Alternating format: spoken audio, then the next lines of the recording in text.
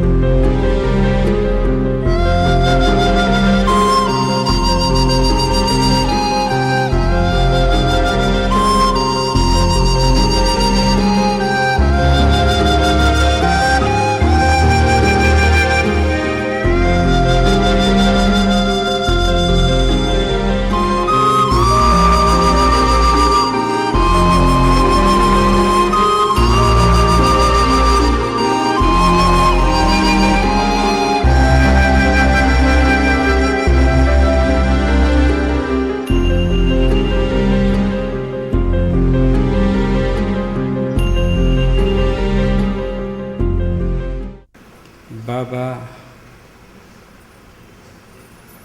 మనిషిలో మహామనిషి, ఫకీర్లో మహాఫకీర్గా అవతరించి, బైరాగిలో మహాబైరాగి అవతరించి ఎన్నో లీలలు చేస్తున్నాడు. కనబడుతున్నాయి, వినబడుతున్నాయి. అనుభవించే వాళ్ళందరూ అతి విచిత్రంగా ఆయన లీలల్ని పొగిడాడుతున్నారు.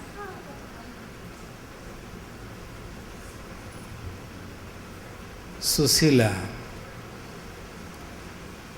హైదరాబాద్ నివాసి. హైదరాబాద్ అంటే హైదరాబాద్కి ఒక 20 కిలోమీటర్ ఉండవచ్చు.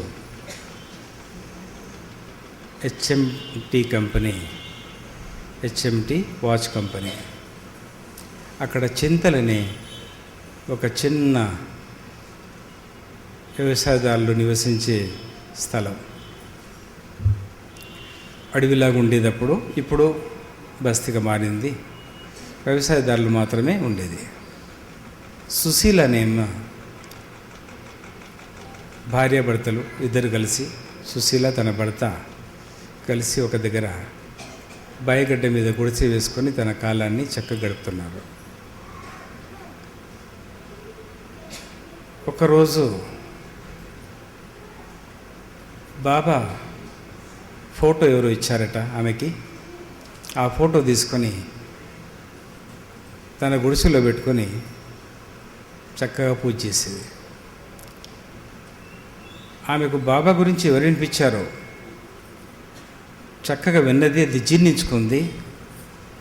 ఆమెకు విశ్వాసం కలిగింది, బాబు మీద భక్తి కలిగింది. భక్తి విశ్వాసం అనేది ఎంబడే దొరకదు. దాని తర్వాత కష్టాలు అధికంగా ఉంది, ఒంటితనం ఉంది, కాబట్టి బాధలు ఎక్కువ ఉన్నాయి. కాబోలు బాబు మీద గుడ్డి విశ్వాసం. గురువారం రాగానే నైవేద్యం పెట్టింది తన భోంచేయదు.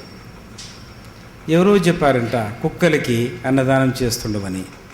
ప్రతి గురువారం కుక్కలకి అన్నదానం, రొట్టెలు పంచి పెడతా ఉండు. బాబాకు నైవేద్యం ఎక్కియాలంటే ఎన్ని కుక్కలకు పెట్టుకుంటారంటేనే సందేహం కలిగేది ఆమెకు. ఆ సందేహం తీర్చుకోవడానికి ఇంకో వ్యక్తిని వెళ్ళి అడిగింది. అమ్మ, బాబా అన్ని జీవులో ఉంటానంటాడు, మరి అన్నిట్లో దర్శనం ఇచ్చినట్టు ఆయన చరిత్రలో ఉంది. కాబట్టి ప్రతి గురువారం ఆమె చక్కగా అన్నదానం, రొట్టెదానం, కాకులకి ఈ రకంగా దానం చేసేది. ఎంత పని ఉన్నప్పటికీ సాయి పూజ చేయాలి. ఎక్కడైనా పండు దొరికిందంటే ముందు సాయికి నైవేద్యం సమర్పించాలి, అప్పుడే ఆ పండుని ఆమె తినాలి. ఏదైనా కొత్త పదార్థం కనబడ్డదంటే బాబాకి ఎక్కించాలి. ఒక బట్ట దొరికిందంటే బాబాకి ఇవ్వాలి. వర్షం నీళ్లు కొత్తగా వచ్చినాయంటే ఆ వర్షం నీళ్ళు బట్టి బాబాకు ముందు ఎక్కించాలి. వర్షం నీళ్ళు ఇంటి చుట్టూ గుడిసె చుట్టని కొత్త చెట్లు ఏమన్నా మొలిస్తే ఆకు, గడ్డి, పూలన్నీ ఉండవి బాబాకు నైవేద్యంగా సమర్పించాలి. ఏ కొత్త చూసినా బాబాకు పెట్టాలి. అలా పూజ చేసేది, చక్కగా కాలం గడుపుతుంది. ఒకరోజు పాము కాటుతో భర్త చనిపోయాడు.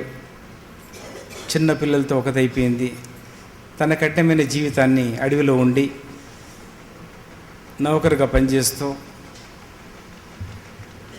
2 బళ్ళని తన పెట్టుకొని, కొన్ని కోళ్ళని పెట్టుకొని పిల్లలకి చక్కని చదువులు ఇచ్చింది. హెచ్ఎంటీలో ఉద్యోగం కూడా దొరికింది 2 పిల్లలకి. HMT watch company. చాలా సంతోషంగా కాలం గడుపుతుంది.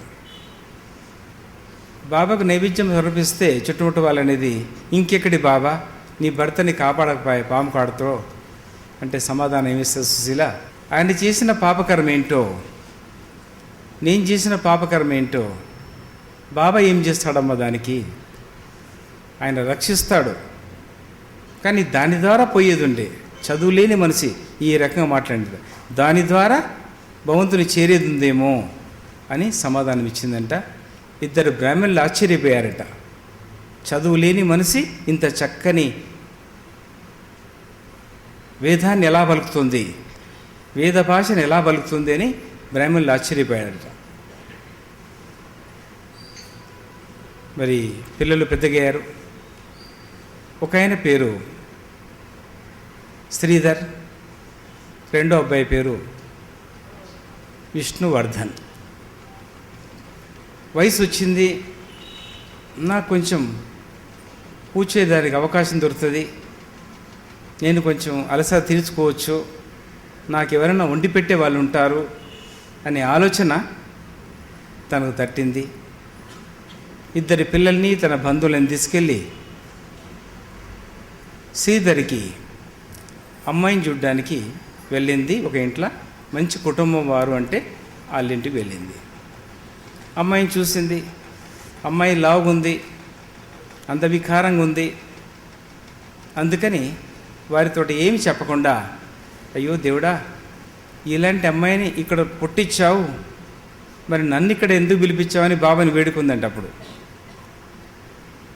వాళ్ళ ఇంట్లో కూడా బాబా ఫోటో ఉంటే, ఎందుకు నన్ను పిలిచావు ప్రభు, నేనేం చెప్పాలి ఇప్పుడు వాళ్ళకి, నేనేమని చెప్పాలి? అమ్మాయి లావుందని చెప్పాలా, అంత వికారంగా ఉందని చెప్పాలనా? చెప్పలేక మాటలు మార్చేసి, అమ్మాయి కుక్క బాగుంది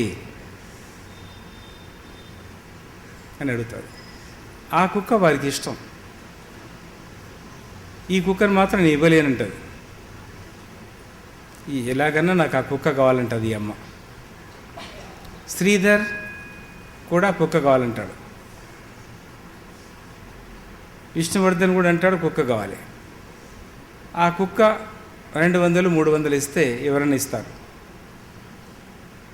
కానీ ఆమె 2000 దాకా పెంచుతూ పోయింది. పిల్లలు కూడా అంటున్నారు, అమ్మ ఎలాగైనా కుక్కను తీసుకొని వెళ్దాం ఈరోజు. 2000 చిల్లర డబ్బులు ఇచ్చారు. కుక్కను తీసుకొని ఇంటికి వెళ్ళిపోయారు. కుక్కని పెంచారు. ముగ్గుట్లో 4 కుక్క అయింది. ఒక కుటుంబంలాగా అయింది. సంతోషంగా కాలం గడుపుతున్నారు. ఒక విషగడి వచ్చింది. ఆ కుక్కకు విషం ఎక్కింది.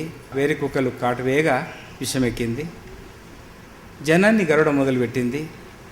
పరుగులు తీస్తుంది. పిచ్చి కుక్క అని కట్టెలు తీసుకొని దాన్ని చంపడానికి వస్తుంటే, పెంపుడు కుక్క కాబట్టి కొంతసేపు తన యజమాని నీళ్ళు గుర్తుకొచ్చిందేమో, వాళ్ళ ఇంట్లోపడికి వచ్చేసింది. ఇంట్లోపటి రాగానే ఇది కుక్క మంచి కుక్క, పిచ్చి కుక్క కాదు అని వాళ్ళని అడ్డగించి వాళ్ళని మందలించి కుక్కని దగ్గర తీసుకొని పోయారు. ఇద్దరిని కరిచేసింది. శ్రీధర్ని, విష్ణువర్ధన్ని కాటు వేసింది. వర్షకాలం వచ్చింది. ఉరుములు మెరుపులు. ఆ ఉరుములు మెరుపులు రావడంతో వీళ్ళు భయపడి రూములలో పరిగెత్తున్నారు. పరిగెత్తేవాడు మొదలు శ్రీధర్. నాయన ఎందుకు అలా పరిగెత్తావు అంటే, ఉరుములు చూస్తే భయం వేస్తుంది. నువ్వు ఎప్పుడు భయపడని వాడు ఎందుకు అలా అంటున్నావు? తర్వాత అద్దం తిరిగి వెళ్ళి తల చూసుకున్నాడు. అద్దం చూడగానే కేక వేశాడు. భయం భయం అంటున్నాడు. మరి మొహం కడుక్కోవడానికి వెళ్ళాడు. నీళ్లు చేతిలో పట్టుకొని మొహం కడుక్కున పోయినప్పుడు భయం వేసి వెనకకు అలా తూలిపోయాడు. అప్పుడు అమ్మకి అనుమానం వచ్చింది. ఇది ఏంటని తెలిసిన వాళ్ళ దగ్గరికి వెళ్ళింది. కుక్క కాటు వేసింది. కొన్ని నెలలైంది. మరి ఇప్పుడు ఈయన ఉరుముతే భయపడుతున్నాడు. అద్దం చూసి భయపడుతున్నాడు. మొహం గడుకోలేకపోతున్నాడు. దీనికి కారణం ఏంటి అంటే, తెలిసిన వైద్యులు, ఆ ఊరి పెద్దలు, పక్కన్న ఊరి పెద్దలంతా సలహా ఇచ్చారు. నల్లగుంట ఫీవర్ హాస్పిటల్ వెళ్ళండి, సికింద్రాబాద్ వెళ్ళారు. వాళ్ళకు తోచిన ఇంజక్షన్లు, మందులు ఇచ్చారు. తర్వాత శాంతిగా లేడు. ఆయాసం, శ్వాస పెరగడం, దాని తర్వాత మొహం గడుకోలేకపోవడం, నీళ్ళు తాగలేకపోవడం దినదినానికి పెరిగిపోతుంది. అట్లా 5-6 రోజులు వాళ్ళ శక్తి కొలది డాక్టర్లు చికిత్స ఇచ్చారు. కానీ ఔషధాలు పనిచేయలేదు. కుక్క విషయం ముదిరిపోయింది. ముదిరిపోయిన తర్వాత వాళ్ళు అన్నారు, ఈయన్ని పండబెట్టాలి పూర్తిగా అంటే ఏదైనా ఒక విషం ఇంజెక్షన్ ఇవ్వాల్సి వస్తుంది. దాని బదులు అద్దం ముంగడ పెట్టండి, అలాగే పట్టుకోండి, కొంతసేపు చనిపోతాడు. ఇది మీరు ఇంటికి వెళ్ళి చేయండి. లేక డాక్టర్ సలహా, ఒక బకెట్ నీళ్లు మీద పోయండి, చనిపోతాడు. ఇంకొక సలహా అంటే ఇవన్నీ చెప్పుకుంటూ ఇంకో సలహా ఏమిచ్చారంటే, బట్ట నీటిలో ముంచి ముఖం మీద వేసి 2 నిమిషాలు పట్టండి, అబ్బాయి చనిపోతాడు. అంటే ఎవరు ధైర్యం చేయలేకపోయారు. అందరినీ అడిగారు. వచ్చిన వాళ్ళు, చుట్టాలు, బంధువులంతా కలిసి ఏడుస్తున్నారు, బాధపడుతున్నారు, భరించలేకపోతున్నారు.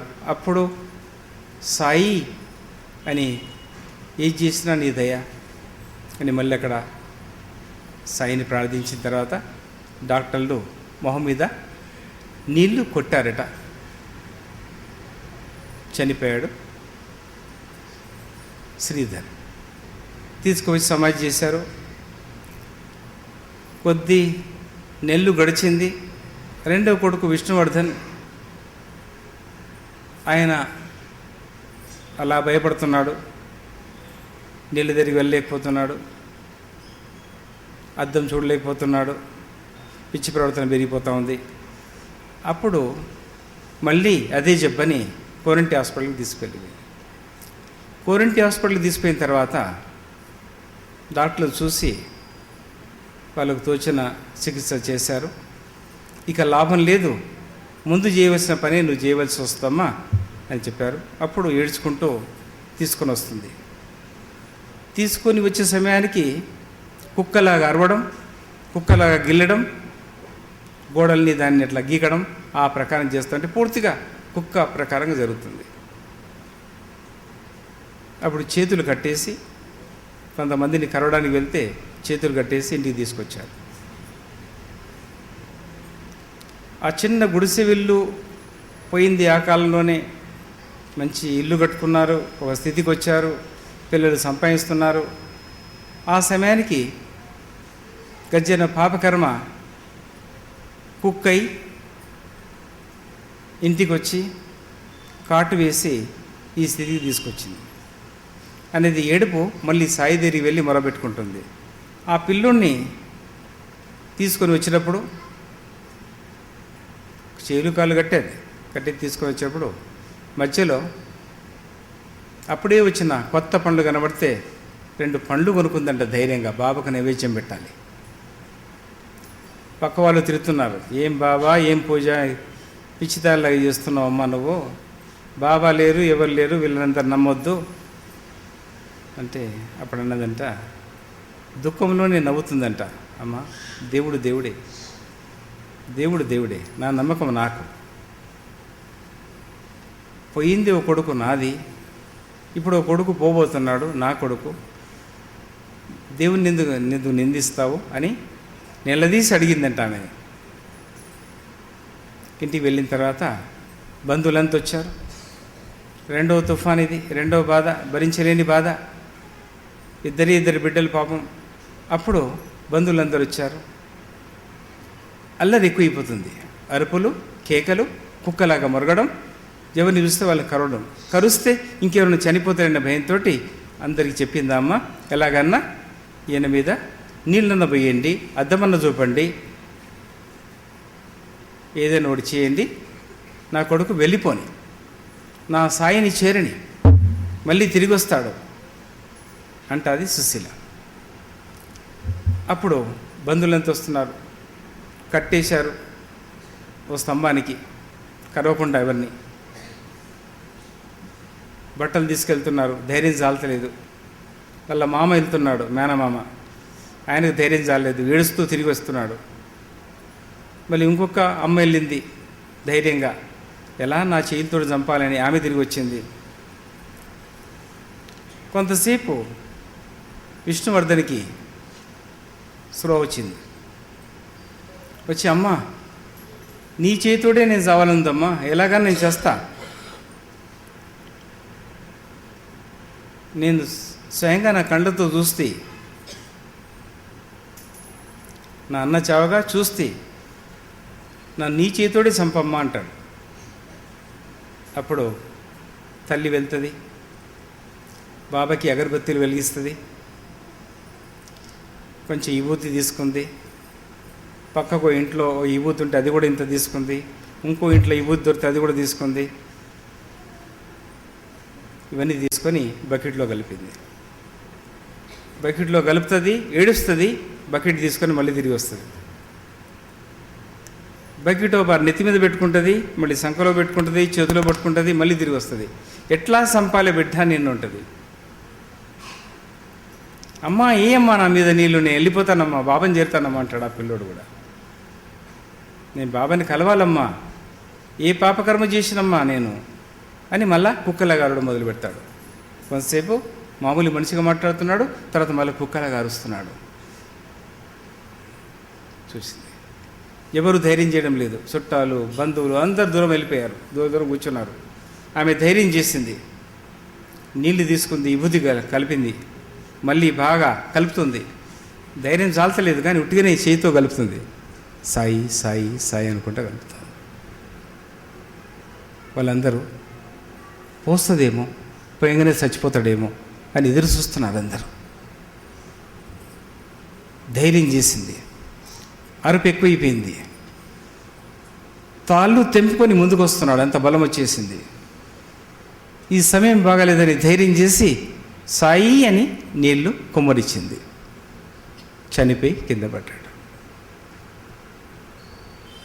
నాడి చూశారు, బంధువులు మిత్రులు అందరూ వచ్చారు, దప్పులోళ్ళు బాజలోళ్ళు వచ్చారు, కట్టెలు, పాడే కట్టెలు తయారు చేశారు పేనుగు మోసుకోవడానికి. ఒక్క స్త్రీ రావడం లేటు కావడం వల్ల 3 గంటల వరకు ఉండవలసి వచ్చింది.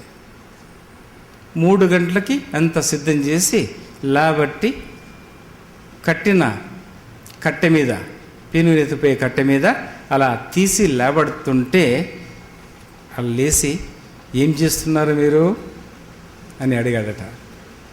ఏంటి, ఏం చేస్తున్నారు నన్ను మీరు, ఏమి అట్లా లేబడుతున్నారేంటి అని లేచాడట. లేస్తూ సాయి అన్నాడట. అంటే తల్లి చేసిన తపస్సు, తల్లికున్న విశ్వాసం అతి విచిత్రంగా ఆయన లీల, విభూతి లీల, దివ్య లీల, విచిత్ర లీలలు ఎన్నో ఉన్నాయి. ఈ లీల అతి విచిత్రమైంది, అతి బలమైంది. దీనికి బలమైన కారణం ఏంటి? సుశీల్లో ఉన్న భక్తి విశ్వాసం. పిల్లవాడు చనిపోతాడని తెలిసినప్పటికీ వచ్చేటప్పుడు 2 పండ్లు బాబాకి ఎక్కియాలట. అది భక్తి, శబరి భక్తి, మీరా భక్తి.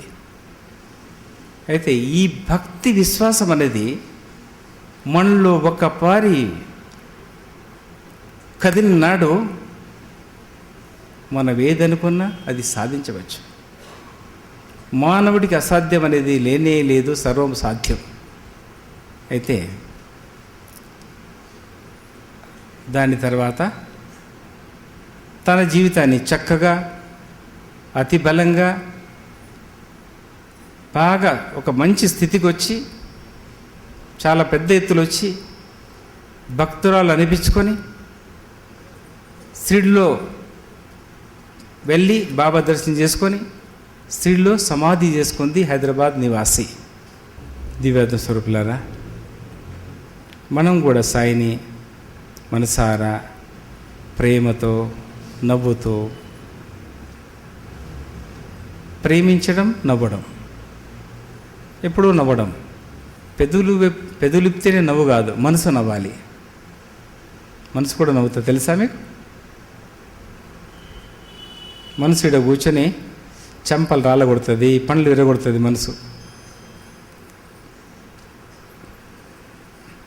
ఇట్లా కూర్చుంటుంది, బాగున్నావక్క అంటది. లోపల గుర్తుంటాయి పండ్లు. ఒక్క చెంప రాళ్ళగొడుతుంది, రాళ్ళగొట్టినట్టు రక్తం వెళ్ళినట్టు, ఆ రక్తం పోయి వాళ్ళ పక్కకున్న అన్న దూసినట్టు కూడా ఈ మనసుకు కనబడుతుంది. అంటే మనసు అలాంటిది. ఈ మనసుని ఈ రకంగా వాడద్దు. సుశీల్లాగా వాడుకుంటే దైవాన్ని స్త్రీ నుంచి పట్టుకొచ్చింది. చనిపోయిన వాడు బ్రతకడం అంటే అది ఎప్పుడో వింటుంటివి. ఈ మధ్యలో జరిగిన విషయం ఇది. ఎలా సాధ్యం ఇది? ఎలా సాధ్యం? ప్రేమ, భక్తి, విశ్వాసం. మనలో ఉన్న బలహీనతని ఖండించాలి. మనం పుట్టామెందుకు బలహీనత. అప్పటి నుంచి నేను చెప్పింది మొదలేం చెప్పాను, ఎలా ఉండాలి స్త్రీ పురుషులని. మన భారతదేశం పవిత్రమైన దేశం, మహాపవిత్రమైన దేశం, పుణ్యభూమి, యోగభూమి, కర్మభూమి, సంశయం లేదు. పాండవ పిల్లలు తగ్గుతున్నారు, దుర్యోధన పిల్లలు ఎక్కువవుతున్నారు. కీచకులు, మారీచులు స్వభావాలు పెరుగుతున్నారు. దానివల్ల ఎక్కడ చూసినా దుర్గంధమే, ఎక్కడ చూసినా కల్తే, ఎక్కడ చూసినా మోసం, ఎక్కడ చూసినా ధగే. అయితే ఏం చేయాలి? మనం ప్రయత్నం చేయాలి, సాధించాలి. కానీ సులభంగా పట్టుకోవాలంటే, ఫలితాన్ని అందించాలంటే, అందుకోవాలంటే సాయి సులభంగా ఇస్తాడు. కర్మని త్రోసివేసి మందగిచ్చిన బుద్ధిని షార్ప్ చేసి పదనబెట్టి దానికి మార్గం, how to reach God easy method అంటే గాడ్ని సులభంగా ఎలా రీచ్ కావాలి, ఎలా దైవాన్ని పట్టుకోవాలి. సమయం లేదు మనకిప్పుడు. దైవాన్ని ఎలా దర్శనం చేసుకోవాలి? సాయి ప్లేన్ లాంటి వాడు. ట్రైన్లో వెళ్తే బొంబాయి 12 గంటలు, కార్లు వెళ్తే 12 గంటలు 9 గంటలు, ప్లేన్లు వెళ్తే 40 నిమిషాలు 25 నిమిషాలు. సాయిని పట్టుకుంటే షార్ట్కట్లో రాముణ్ణి, కృష్ణుణ్ణి, శివుణ్ణి, పార్వతిని చూపెట్టి తీసుకొస్తాడు. కానీ పట్టుకునేది ఎలా? నాలుక నీదైతే, నీ నాలుకలో పవిత్రత ఉంటే, చెవుల్లో పవిత్రత ఉంటే, నీ మనసులో పవిత్రత ఉంటే, నేనే నీలో ఉన్న జ్యోతిని నేనే వెలిగిస్తా, వెలిగించి నీకు నేను చూయిస్తా అంటాడు శ్రీడీశ్వరుడు.